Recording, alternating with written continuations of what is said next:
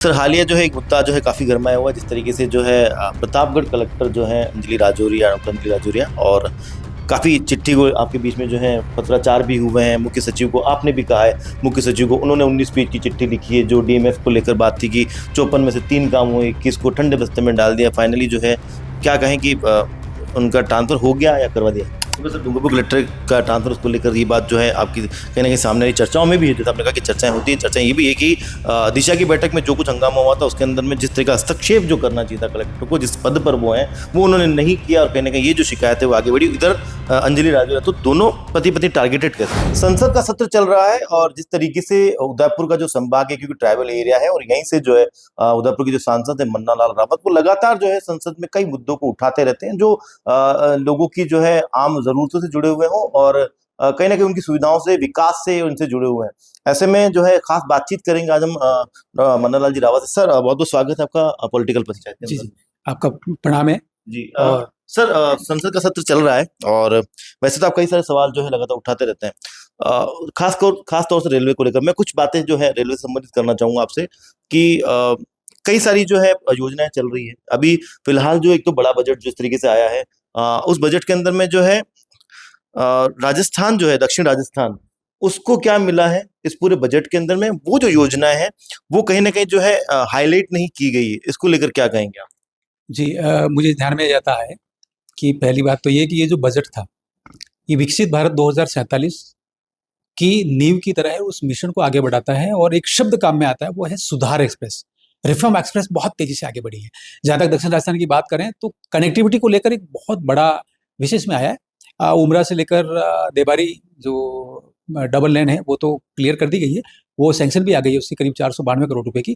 उसके साथ ही साथ हाईवेज के कुछ प्रोजेक्ट आए हैं। खेरवाड़ा में एलिवेटेड रोड का करीब 362 करोड़ का जो सैंक्शन थी वो आ चुकी है। इसके साथ ही साथ वंदे भारत ट्रेन भी चली है। मुझे लगता है रतलाम से डूंगरपुर वाली जो ट्रेन है, ये सारी चीज़ें भी आएंगी। और कुछ नए सर्विस भी आए हैं, जिसमें मंदसौर से बांसवाड़ा होते हुए नंदुरबार। मुझे लगता है ये बहुत बड़े प्रोजेक्ट्स हैं और कनेक्टिविटी को लेकर कुछ रुके हुए विषय हैं, वो भी बहुत जल्दी इसमें सॉल्व होंगे। सर उदयपुर क्योंकि जो है पर्यटन नगरी है, टूरिस्ट सिटी है और कई पर्यटक यहाँ पर आते हैं। साउथ कनेक्टिविटी पर तक अभी हम क्यों नहीं पहुंच पाए? जैसे शामला जी से जो है मोड़ासा वाला जो 37 किलोमीटर का जो ट्रैक है, आखिर वहां पर कमी क्यों आ पा रही? क्योंकि अगर वो जुड़ जाता है तो काफी पर्यटन जो है यहाँ से बढ़ जाएगा। उसमें साथ में एक चीज और एड करना चाहूंगा, मैं चाहूंगा दोनों ही जवाब आप इसमें साथ में दें, ट्रेन कनेक्टिविटी और साथ में एयर कनेक्टिविटी। जी, कनेक्टिविटी महत्वपूर्ण होती है पर्यटक स्थल के लिए। उदयपुर तो आप जानते हैं कि विश्व के बड़े पटल पर है, बहुत सुर्खियों में रहता है, विशेष तौर पर वेडिंग डेस्टिनेशन को लेकर। और बाकी सारा जो नेचर का दिया हुआ है और यहाँ का वैल्यूज, हिस्ट्री, हेरिटेज सब कुछ है। अब मुद्दा आता है एयर कनेक्टिविटी का, तो मुझे लगता है कि जून तक हमारा अपना एयरपोर्ट बनकर रेडी हो जाएगा और जो विस्तार हुआ है वो सारी विषय इसमें आ जाएगी। और उसके बाद तो उम्मीद भी कर रहे हैं कि हम इंटरनेशनल फ्लाइट भी मिलेंगी। और दूसरा विषय रेलवे को लेकर है, और रेलवे में भी साउथ जी बहुत प्राथमिकता पर है। जब भी हम माननीय रेलवे मंत्री जी से मिले हैं, उन्होंने कहा है कि साउथ की भी बात तो बहुत वाजिब चलेगी।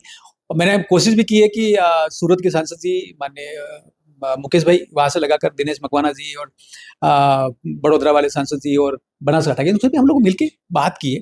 मुझे लगता है रास्ता बन रहा है। थोड़ा टेक्निकल इश्यूज हैं, कुछ टाइम लेता है नई ट्रैक। और अब ध्यान होगा कभी वंदे भारत सारवा तक जा रही है, सारवा से बड़ोदरा या सूरत तक कैसे पहुंचे, उसको लेकर कालूपुरा के आसपास कुछ काम चल रहे हैं। मुझे लगता है वो भी जानकारी में आए। ये सारी चीजें मैं इसलिए कह रहा हूँ कि हम लोग लगातार संवाद में हैं और सरकार सकारात्मक है। बहुत जल्दी साउथ को लेकर बड़ी कनेक्टिविटीज मिलेंगी, नई ट्रेन मिलेंगी। सर पुणे तक की भी कनेक्टिविटी हो जाए, क्योंकि श्यामला जी और मोड़ासा वाला जो ट्रैक है वो लगभग जो है ज्यादा कोई बड़ा मसला नहीं है, 37 किलोमीटर का ट्रैक। और क्योंकि जब परियोजना बड़ी चलती है तो लाखों किलोमीटर की जो ट्रैक, हजारों किलोमीटर की जो ट्रैक है वो बनते हैं। तो पुणे तक की कनेक्टिविटी एयर और रेलवे, निश्चित रूप से ये सारी चीजें होनी है। जी बस इंफ्रा के इश्यूज हैं, वो सॉल्व होंगे और उसके बाद उत्तरोत्तर नए अध्याय लिखे जाएंगे। और साउथ की कनेक्टिविटी, मुझे लगता है, मन में भाव आता है कब से 9 से 10 नई ट्रेन इसमें कहीं ना कहीं बनेगी। एक चीज और मैं मिस कर रहा हूँ, सारी जनता भी इस बात को मिस करती है कि चित्तौड़ से जब हम लोग उदयपुर आते हैं तो 2 या 3 जगह ट्रेन रुक जाती है। कभी देबारी रुक रही है, कभी कपासन रुक रही है, कभी भोपाल भोपाल सागर रुक रही है। तो दोहरीकरण की जो बात है वो भी सैंक्शन में आ चुकी है। मुझे लगता है बहुत जल्दी एक बड़ा तोहफा इस बात को भी लेकर मिलेगा कि जब ट्रेन क्रॉस होगी तो आराम से दो दो पटरी होंगी, तो क्रॉस आराम से हो जाएंगे, कहीं रुकने की जरूरत नहीं पड़ेगी। वो भी बात बहुत तेजी से आगे बढ़ी।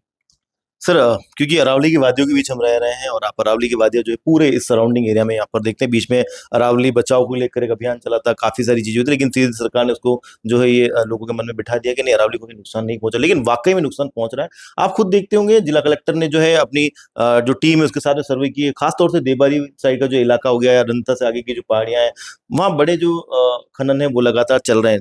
वहां पर टीमें पहुंचती है, लेकिन उसके बाद में भी वापस खनन चालू हो जाता है, और बाद में जब पता चलता है कि कोई बड़ा रिजॉर्ट बन चुका है, पहाड़ियां कट चुकी है, सर सख्ती क्यों नहीं है?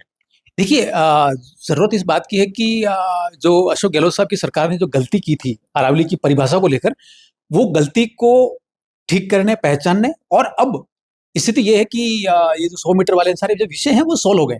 तो माननीय मोदी साहब को तो प्रणाम करते हैं, माननीय भूपेंद्र यादव साहब जो पर्यावरण जलवायु जलवायु मंत्रालय देखते हैं उनको प्रणाम करते हैं। लेकिन अब एनफोर्समेंट के इश्यूज हैं, तो ये लोकल एडमिनिस्ट्रेशन स्टेट गवर्नमेंट के निश्चित रूप से आग्रह करेंगे, और इस तरह के विषय जब जानकारी में आएंगे तो उनको रोकने का काम तो है ही, लेकिन सुस्पष्ट नीति बने।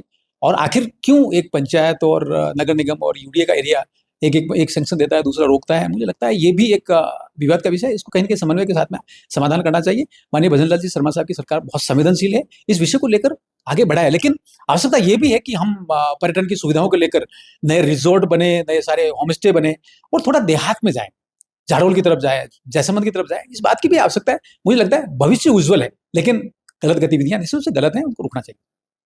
सर जिस तरीके से आप डेवलपमेंट की बात करें, रिजॉर्ट बने झाड़ोल संबंध इस एरिया का, लेकिन फिर खनन को कैसे रोके, पहाड़ियां जो कट रही है उनको कैसे, क्या क्या नीति बनाई जाए कि जिस तरीके का एनवायरनमेंट है वो भी बना रहे, लेकिन टूरिस्ट भी ज्यादा से ज्यादा पहुंचे, नए स्पॉट तैयार हो इस तरीके से? जरूरत तो है कि एनफोर्समेंट वाले इश्यूज हैं, निश्चित जिम्मेदार एजेंसियां हैं, उनके साथ बैठ के बात करेंगे।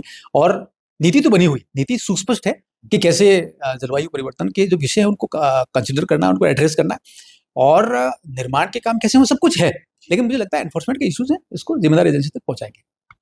सर हालिया जो है एक मुद्दा जो है काफी गर्माया हुआ है, जिस तरीके से जो है प्रतापगढ़ कलेक्टर जो है अंजलि राजौरिया, डॉक्टर अंजलि राजौरिया, और काफी चिट्ठी को आपके बीच में जो है पत्राचार भी हुए हैं, मुख्य सचिव को आपने भी कहा है, मुख्य सचिव को उन्होंने 19 पेज की चिट्ठी लिखी है, जो डीएमएफ को लेकर बात थी कि 54 में से 3 काम हुए, 21 को ठंडे बस्ते में डाल दिया, फाइनली जो है क्या कहें कि उनका ट्रांसफर हो गया या करवा दिया?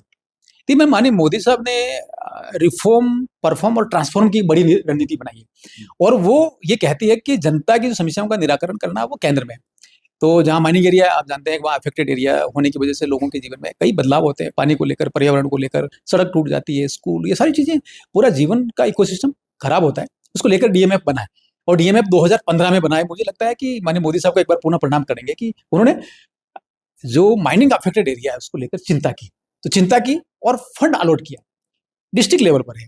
उसकी गवर्नेंस को लेकर कुछ इश्यूज हैं, आप प्रतापगढ़ का बता रहे हैं, तो वहाँ कुछ इश्यूज थे, हमने माननीय मुख्यमंत्री जी और सीएस के सामने उठाए हैं, विषय का समाधान हुआ है। बाकी आगे उम्मीद करते हैं कि जनता के हित के लिए जो निर्णय हुए हैं वो धरातल पर उतरे।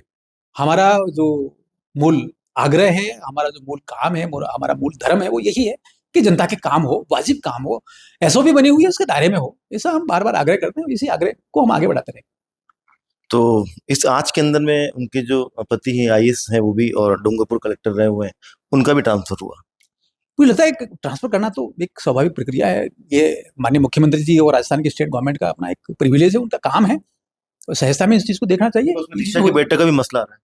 देखिए, चर्चाएं कुछ हो, मुझे तो ध्यान नहीं है, लेकिन ये है कि ट्रांसफर होना एक नियमित प्रक्रिया है, और जीवन में हमने भी राजनीतिक नौकरी की है, मुझे ध्यान आता है कि 26 साल की नौकरी में 22 ट्रांसफर हुए थे, होता है, चीजें आती हैं, चर्चाएं एक अलग चीज है। तो सर डूंगरपुर कलेक्टर का ट्रांसफर उसको लेकर ये बात जो है आपकी कहीं ना कहीं सामने आई, चर्चाओं में भी है, जैसे आपने कहा कि चर्चाएं होती है, चर्चाएं ये भी है कि दिशा की बैठक में जो कुछ हंगामा हुआ था उसके अंदर में जिस तरह का हस्तक्षेप जो करना चाहिए था कलेक्टर को, जिस पद पर वो है वो उन्होंने नहीं किया, और कहीं ना कहीं ये जो शिकायत है वो आगे बढ़ी। इधर अंजलि राजौरिया, तो दोनों पति पत्नी टारगेटेड कैसे? देखिए, गवर्नेंस के इश्यूज तो हमेशा इसलिए रहेंगे कि जनता की समस्या का निराकरण हो, और जो लॉ बना हुआ है, जो सरकार के आदेश हैं, एसओपी है, उसके दायरे में सब लोग काम करते हैं तो आनंद भी आता है। कहीं कुछ बात होती है तो स्वाभाविक रूप से हम लोग मौके पर उस विषय की महत्वता को देखते हुए करते हैं। और डूंगरपुर का विषय जैसा आप बता रहे हैं, तो हमने आग्रह किया कि वो जो दिशा बैठक है उसमें उदयपुर सांसद सह अध्यक्ष के रूप में उपस्थित है। विषय आया है तो विषय को नियंत्रित करना चाहिए था, और क्योंकि कलेक्टर जो है उस कमेटी का सेक्रेटरी होता है, तो पूरी मीटिंग को कंट्रोल करने का भी दायित्व बनता है। मुझे लगता है इस दायित्व को सब लोग याद करते हैं। जो विषय मौके पर था, जैसा लगा मुझे, उस विषय को उठाया, सब लोगों ने समझा कि हाँ, भारत सरकार के निर्देश है, उसके अनुसार मीटिंग होनी चाहिए, उसके अनुसार ही मीटिंग हुई। उसके बाद ट्रांसफर हो गया।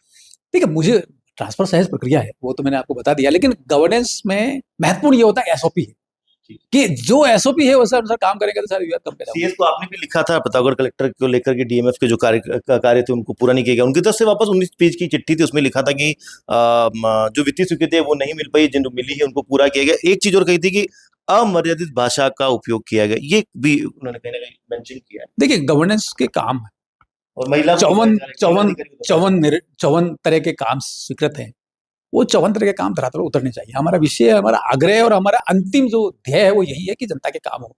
इस बात को लेकर जो भी सक्षम अधिकारी है, सरकार में बने हुए रास्ते बने हुए हैं कि इसकी बात को कहाँ रखना है, वो रखा है। मुझे लगता है इस बात को सब लोगों ने रिकॉग्नाइज किया है कि गवर्निंग बॉडी है, जो गवर्निंग बॉडी में निर्णय हुए हैं तो सैंक्शन भी हुए, और सैंक्शन जो राजस्थान के प्रिंसिपल सेक्रेटरी टू फाइनेंस हैं वैभव जी, उनसे मैं रखा उनके सामने, सैंक्शन करा के लाया हूं उस काम को, सैंक्शन हो चुके हैं, वो काम तो धरातल पर उतरने चाहिए। सर आपको लगता है कि जिस तरीके से ये सब कुछ जो आपके और क्योंकि दिसंबर से मामला चला हुआ आ रहा है डीएमएफ को लेकर में, उसके अलावा और भी चीजें थी, पत्राचार एक दूसरे के बीच में हुए हैं, सीएस तक शिकायत भी गई है, ट्रांसफर हो गया, तो क्या इससे सर जो ब्यूरोक्रेट है वो कहीं आपको लगता है कि असहज महसूस करेगा, दूसरे लोगों के मन में भी ये भावना पैदा होगी कि क्या हम अपने अधिकारों के प्रति जो हम जो क्योंकि एक आईएएस है और बहुत मुश्किल से जो है चुनकर पहुंचते हैं, वो काफी लेंदी जो है इनकी पढ़ाई होती है, काफी तपस्या होती है, उसके बाद अगर उनको लगता है कि हम जो कर रहे हैं वो सही है या हमको जो राजनेता बताएंगे वो सही है, हमको उसके अनुसार चलना है, तो क्या इस तरह की भावनाएं पैदा नहीं है? गवर्नेंस में एसओपी है, गवर्नेंस में कानून है, नियम है, सर्कुलर है और स्कीम बनी हुई है, सब कुछ है। और गवर्नेंस में एक बात ये भी ध्यान में आती है कि सभी लोगों का दायित्व है, कर्तव्य है कि जनता की समस्याओं का निराकरण करें। तो जनता केंद्रित व्यवस्था होने की वजह से हमारी अपनी जो व्यवस्था है वो लोकतांत्रिक व्यवस्था है, तो लोक यानी कि जो कॉमन मैन है वो उसके केंद्र में। मुझे लगता है हमारा पूरा ध्यान इस बात पे होना चाहिए कि आम जन की समस्याओं का निराकरण हो, और उसके लिए स्कीम है, स्कीम धरातल पर उतरे, समयबद्ध तरीके से उतरे, और उतरने के साथ साथ दिखे भी, चर्चा भी हो, सकारात्मक ढंग से हो, बहुत डायनेमिक तरीके से हो, ये सारी चीजें चाहते हैं, इस बात का महत्व है। मुझे लगता है सब लोग इस बात को समझें। चलिए ये थे उदयपुर सांसद मन्ना लाल रावत, जिनसे हमने काफी जो है मुद्दे थे उन पर बात करी, खासतौर से कनेक्टिविटी का जो इशू है वो लगातार बना हुआ है, जिस तरह की सांसद बता रहे हैं कि बहुत जल्द जो है इसका निराकरण कहने के साउथ की जो कनेक्टिविटी है पुणे तक वो हो पाएगी, लेकिन सबसे बड़ा जो मुद्दा था जिस तरीके से डूंगरपुर कलेक्टर और प्रतापगढ़ कलेक्टर की ट्रांसफर को लेकर जो चर्चाएं चल रही थी उस पर भी जो है बेबाक बात की है मन्ना लाल रावत ने। सबसे बड़ी बात जो इंटरव्यू में आप देख पाएंगे कि एक नाम जो इस बार इस इंटरव्यू के अंदर नहीं आ पाया है, वो शायद आप समझ गए होंगे, जबकि बात दिशा बैठक तक पहुंची थी।